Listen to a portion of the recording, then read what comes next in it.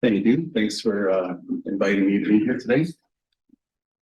Today, I'm just going to give you a brief overview of Vision 2050, which is the long-range land use and transportation plan for the 7-county southeastern Wisconsin region. And in particular, we're currently underway with our 4-year update of that plan. First, just a little bit about WisARP. Again, I mentioned that we're the regional planning commission for the 7-county southeastern Wisconsin region, which you see on the map here. 7 counties, 147 cities, villages, and towns. Trevor mentioned before that southeastern Wisconsin is a population center for a major population center in Wisconsin. And what WisARP does is we do advisory land use and infrastructure planning, transportation, sewer systems, any sort of infrastructure involved in the state or in the region. And we provide advice to local, county, and state governments. Vision 2050 is the long-range land use and transportation plan for the region. We make recommendations for land use development and transportation. And our current plan looks out to the year 2050. So we're definitely looking long range. These are some of the recommendations that are included in Vision 2050. So I want to make a point of saying that there's sort of a hierarchy of recommendations that WisARP makes. So we start with land use. So land use planning is the foundation of our planning efforts. And so first and foremost, one of our major recommendations is to preserve our existing environmental corridors and our most productive farmland in the 7 counties. The next major item that I want to point out is that in terms of land use development, we encourage more compact development. We're always encouraging more TOD, more walkable neighborhoods. So once we get past our land use recommendations, we then focus on transportation. And the starting point for our transportation plan is transit. It's basically the non-automotive components of our transportation system. So our recommendation in Vision 2050 is to improve significantly and expand public transit, enhance our bicycle and pedestrian network, adopt complete streets concepts for our roadways. And then once all that is said and done, then we get to our roadway system. And so we also make recommendations for keeping our major arterial streets. Arterial streets are the sort of the largest streets in our areas. Keep those in a good state of repair. So that's number one when it comes to roads. And then last but not least is we do make recommendations for strategically adding capacity to our roadways, where we think it makes sense. So Vision 2050 was originally adopted way back in 2016. Seems like a long time ago for me. It's a living document. So the plan is not static. It's already been amended 3 times. And then we are required by the federal government to do 4-year reviews and updates of the plan. So we did a 4-year review and update back in 2020. And we've now embarked on our next 4-year review and update, which we expect to be done by next summer. And then once that is done, our next major update to the Vision 2050, we'll probably call it, probably be creative and call it Vision 2060 or something like that. But that we'll probably get started on that one in 2026, so a few years from now. So this graphic here just kind of shows you where we are in the 4-year update of Vision 2050. So we're coming up on winter 2023, 2024. So it's probably a little hard to read on the screen, but one of the major items there is that we'll be conducting public involvement activities during this time. So any of you who live in southeastern Wisconsin or who want to make any sort of comments, you'll be able to visit our website and look for public involvement at opportunities.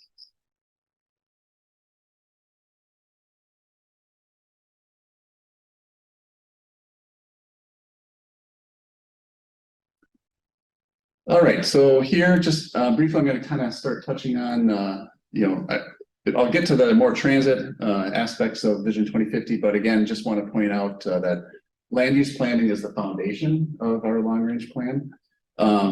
Generally here you can see that, our recommendations are to focus development in urban areas, urban centers, increase density and provide a mix of housing types and uses, and then preserve the environmental corridors and agricultural land. So from a public transit, from an intercity passenger rail perspective, these land use recommendations are definitely friendly from that perspective.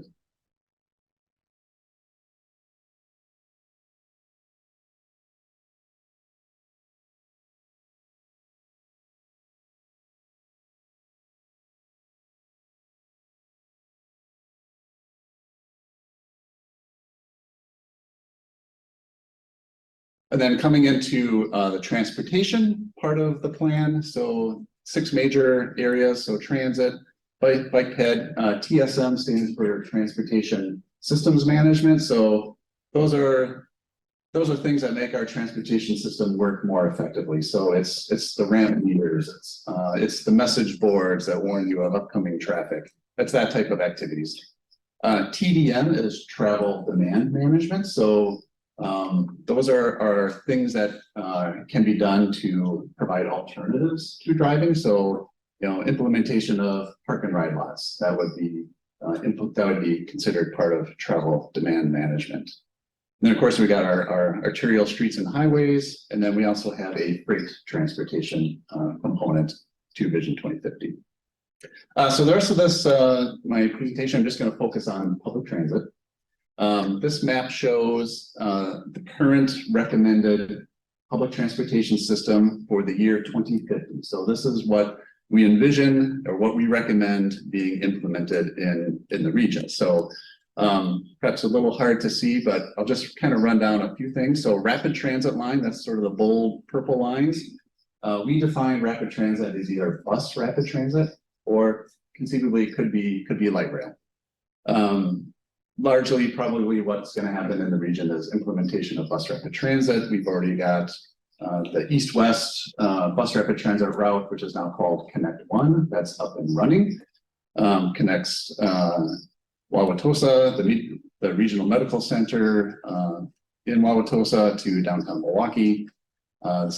Milwaukee County is also, there's also an effort to build a north-south bus rapid transit running primarily along 27th Street, connecting Bayshore all the way south to IKEA. Express bus routes, those are essentially local bus routes that make fewer stops, so your travel times are less. And then the sort of the green areas, greenish areas, that's local transit service areas. And then the orange lines are the recommended commuter rail lines and stations. So there's basically 4 recommended routes. So you got Trevor's favorite, the KRM route, which actually is the long range planning for the region has long recognized that the KRM route is logically the first route that should be built. We also have the route, the system would extend, a little hard to see, would extend north along the 30th Street corridor in Milwaukee up to the Century City area. And it would also extend west out into Waukesha County, all the way out to Oconomowoc, and then a little spur going down to the city of Waukesha itself. And then the red lines, we also recommend commuter bus routes, a much more extensive network than we currently have today. And then also probably the hardest thing to see is we also have the planned streetcar line in there as well. And I'm pretty sure it includes the routes that we just heard about that our planning is underway for. Here's a little more deep, another view of the commuter rail network. So this line is a little more extensive than what I just showed. So it's kind of hard to see, but most of these lines are dashed lines. So we've got the KRM route between Kenosha and Milwaukee, the route up to the Century City, and then the 2 routes out to Waukesha. The other routes are potential routes. So those are routes that we looked at during the planning process. We did not include them in the final recommended plan based on our forecast ridership. The ridership just didn't seem to justify including them them in the plan at this time. So, but we do recognize, and if you can read the legend up there, it says, the dashed lines are commuter rail lines that could be considered in future studies. So we're not totally discounting them, but at the time that we did our plan, it just didn't make sense to include them in the final plan. So now I'm going to talk about the rest of my presentation is going to talk about sort of the 800-pound gorilla in the rings. And that's, how are we going to fund this recommended transportation? From one of the things that we're required to do as part of our planning process is we have to produce what is called a fiscally constrained plan. What that means is that we do a deep dive and we look at all the funding sources that could reasonably be expected to flow into the region's transportation system in the coming years. And then we determine, well, what's the difference between the reasonably expected amount of funding? How does that compare to the amount of money that we think we would need to build our recommended system? And in terms of transit, that turns out to be a $250 million gap on average per year. So that's a significant gap in funding that we would need to develop our planned system. So if you could go back a little bit. So what this map shows is, given our reasonably expected funding that we think is going to be available, what would the recommended transportation system, what would the recommended transit system look like? And you can see there aren't any commuter rail lines. We do show the Connect One east-west bus rapid transit. We show the existing streetcar system in downtown Milwaukee, but by and large, the transportation system cannot be built as planned with our current reasonably expected funding sources. And in fact, sad to say that the reality is that based on our current funding system, we're probably going to see about a 35% reduction in transit service levels by the year 2050 if our transit funding stays as it is. Here's some other, different ways of looking at existing. So this map shows what we determine to be like transit service quality. So that's just a measurement of, frequency of service, the type of service, et cetera. So you can see with our planned transit system, the quality of service would be greatly expanded. And then under a fiscally constrained scenario, we would definitely not have as much quality transit going forward. Next slide. And here's another view. This shows the number of jobs that would be accessible by transit within a 30-minute transit ride. And you can see under the Vision 2050 plan, the amount of people that would have access to jobs within a 30-minute transit ride is greatly expanded. And unfortunately, under the fiscally constrained plan, we just don't have, other than if you live in, the central part of Milwaukee, transit is just not going to be as effective as getting to and from your job.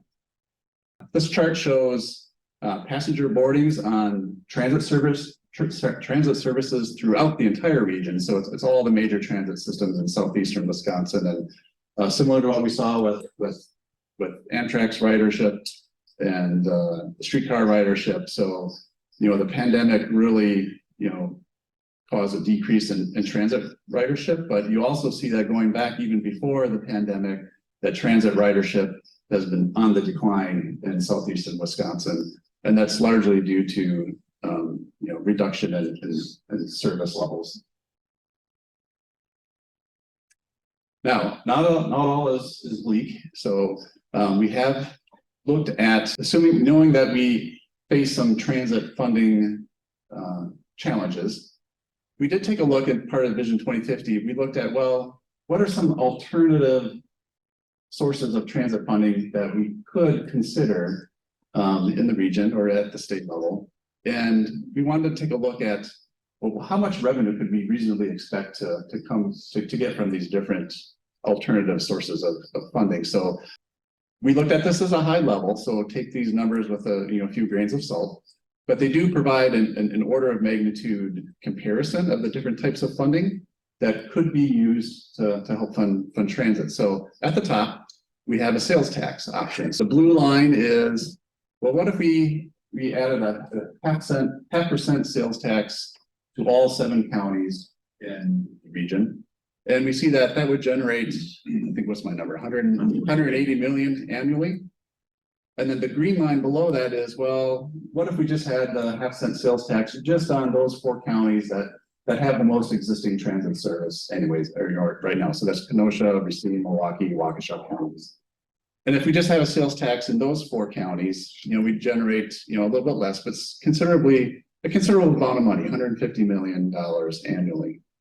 Next 2 lines below that is, what if we were to allow communities to establish a wheel tax? So right now in Southeastern Wisconsin, I believe only the city of Milwaukee and Milwaukee County have instituted a wheel tax. So that's just an annual fee that you pay when you register your vehicle with WisARP. You pay an extra fee that goes towards transportation.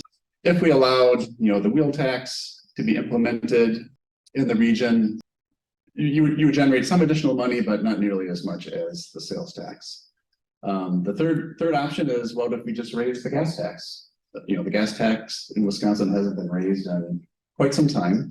So what if we had, a half-cent increase in the gas tax? The bottom green line is, what if we raise the gas tax, 10 cents a gallon? And again, this is just for the Southeastern Wisconsin region. You can see how much money could be raised there, a little bit more than the wheel tax. The fourth option we looked at was a VMT fee. So this would be a fee based on how much you drive each year. So I think we assumed 1 cent per mile. So in some ways this seems logical, like people who drive more should pay more for the roads that they use. That could generate a pretty sizable amount of money, I think $90 million annually. And you note here that we kind of looked at an option where you wouldn't be charged for the first 1,000 miles you drive, and the most you could be charged for is like a 20,000 mile cap. So if you drive more than 20,000 miles a year, probably very tired, the amount you pay for as a VMT fee would be capped. The next option we looked at was a highway use fee.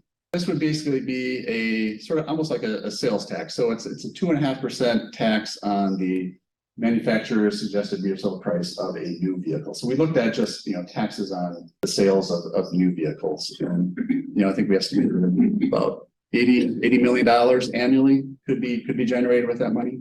And then the last option we looked at is tolling, and that's been kind of in the news off and on in the state. And then we looked at just tolling, certain segments of the freeway system here. Right now, the federal government generally does not allow you to do tolling on an interstate highway, but they do have sort of a pilot program where they're letting some states sort of experiment with adding tolls. So, but we just sort of did a general estimate of if we had a 4 cent per mile toll on certain freeway segments in Southeast Wisconsin, that could generate some considerable funding as well, $150 million annually. So these are just a few of the sort of the more talked about options for raising additional revenue in the state. Trevor kind of touched on some other options that are coming out there, try to attract as much private investment as you can. So that is certainly an intriguing idea, especially with what Brightline has been able to do and implementing its new services. So next slide. And so I think I'll wrap it up there. If you want to learn more about Vision 2050, there's its website. We've also got some links at the bottom if you want to kind of learn more about what SERPAC's up to generally. So that's it for me.